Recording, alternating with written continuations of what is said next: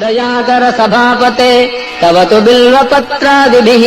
समर्च्य पदपङ्कजम् सुलभमेव कैवल्यदम् कदाहमभवम् धियो विषयलम्पटोऽज्ञः कथम् चिदम्बरमहानटम् हृदि विचिन्तये सन्ततम्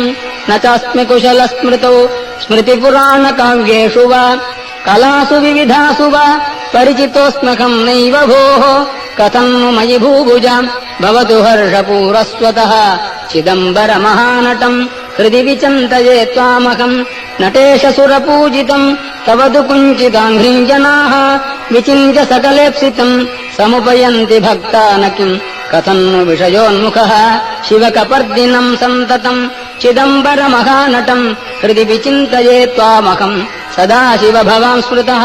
क्षणिकतोऽपि सर्वार्तिः विना समयदेशकालः भाग्यहीनः स्वयम् त्वदीय परिचिन्तन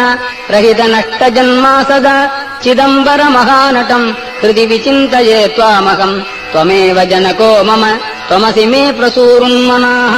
त्वमेव सुहृदुत्तमः त्वमसि सूनुरादादयः भवन्तमगजाधिप त्रिदश सार्वभौमत्वकम् चिदम्बरमहानटम् हृदि विचिन्तये सन्ततम् नृकण्डुतनयम् पुरा शमनपाशसम्पीडितम् यदीयपदपङ्कजम् शरणमेवावापस्वकम् निगत्य यमुनाग्रजम् चिदगमत्रिशूलेन तम् चिदम्बरमहानटम् हृदि विचिन्तये त्वामहम् उमासखचिदात्मकम् तव तु दिव्यरूपम् विभो हृदन्तरनिविष्टमप् अहमपारयन्वीक्षितुम् उदैव विचरन् बहिर्व्यपनयम् च कालम् कदा चिदम्बरमहानटम् हृदि विचिन्तये त्वामहम् विमृश्य मयि किल्बिषान् अवधुनोत्ययम् नार्हति प्रकाममतिदुष्टधीः मम पदाब्जयो संसृजम् इति क्षिपसि चेत्प्रभो कमुपयामि भीतस्त्वतः चिदम्बरमहानटम् हृदि विचिन्तये त्वामहम् जनाः कतिकतित्रिगो सकलवेदसारात्मकम् पुरातनजनः कृते सुकृतवञ्चयैस्त्वाम् किल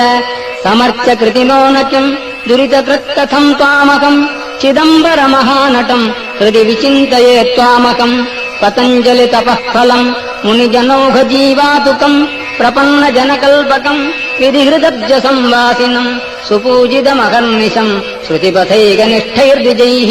चिदम्बरमहानटम् हृदि विचिन्तये त्वामहम्